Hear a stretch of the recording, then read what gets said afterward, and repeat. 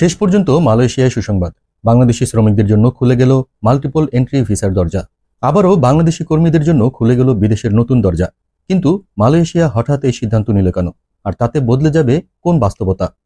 মালয়েশিয়ায় কর্মরত বাংলাদেশি শ্রমিকদের জন্য অবশেষে এলো বহু কাঙ্ক্ষিত সুসংবাদ।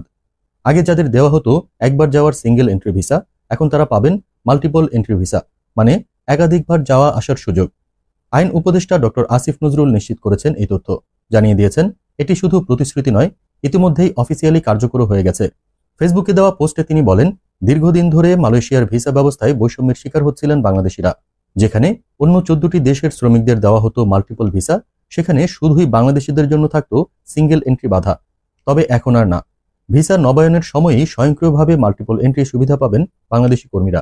এতে যেমন সময় বাঁচবে, তেমনি দূতাবাসের দৌড়ঝাঁপও কমবে অনেকটাই। বিশেষ করে যাদের PLKS পাস বৈধ, তাদের জন্য এই নিয়ম হবে এক বিশাল স্বস্তির বার্তা।